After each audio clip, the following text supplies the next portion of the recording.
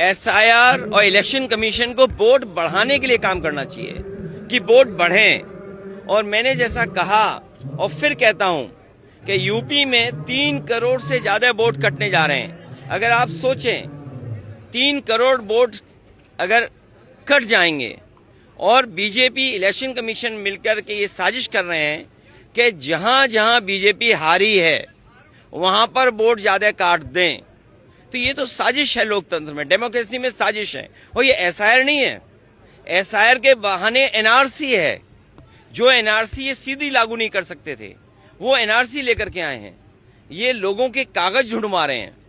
अगर कभी एनआरसी लागू तो कागज क्या देने पड़ेंगे? यही तो कागज देने पड़ेंगे।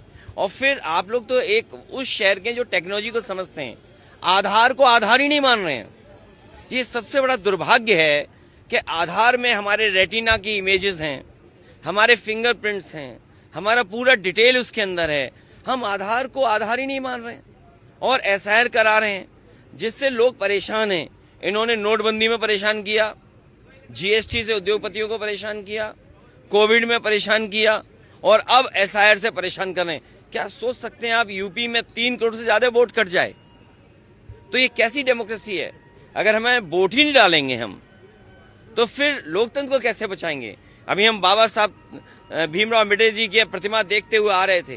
बाबा साहब भीमराव अम्बेडकर जी ने तो अधिकार दिया हमें वोट डालने का, एक वोट डालने का अधिकार। यही वोट हमें हक दिलाता है, यही वोट हमें न्याय दिलाता है, यही वोट हमें आरक्षण दिलाता है, यही वोट हमारी सुरक्षा करता है, यही वोट हमें नौकरी दिलाता है, यही वोट है जिससे हम अपना गुस्सा सरकार के खिलाफ निकाल सकते हैं। ये वोट ही काट दे रहे हैं।